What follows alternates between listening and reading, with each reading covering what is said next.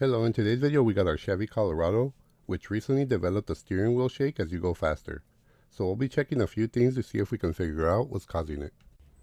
The first thing I do is go around the tire to look for anything abnormal about it.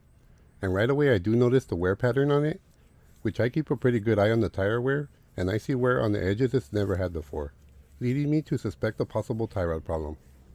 You can see that the wear pattern in the middle is pretty even, and it doesn't have any feathered wear, which also leads me to believe it's only wear related to the toe angle. Toe being the angle that the front of the tire points to when you're looking at it from the front.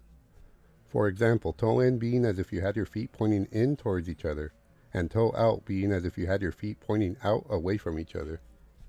One of the first things you'll notice when you'll want to replace a tie rod is you'll notice that the rubber boot will be torn. Why is that important? Because a torn boot usually means that the grease in the tie rod is probably gone. And without grease, these parts will wear really fast. And here we got our other tire with similar tire wear, but clearly worse on the inside. This wear is probably related to the steering wheel shake it's been having. You can see that the tire wear shows it's been moving side to side, causing this odd wear that you notice here.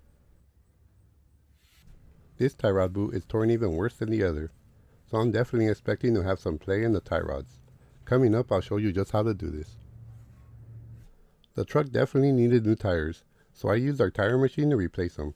But if you were to just replace your tires without replacing the worn components and then alignment afterwards, these new tires would not last as long as they should. So let's figure out what's causing our tire wear and steering wheel shake. To test our tie rod, you'll want to lift up your vehicle and grab your wheel from both sides and shake it back and forth, listening for any knocks or feeling of any play. Oddly enough, this one doesn't have much, but you can definitely feel a little. What you're looking for here is movement of the tie rod away from the spindle where it's bolted to. And you can barely notice it, but it does have some movement. Let's go ahead and perform the same test on our driver's side. Now this is excessive.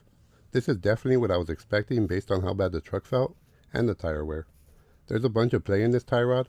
With one this bad, it'll be dangerous to leave it this way. This amount of play and constant vibrations can cause it to snap off.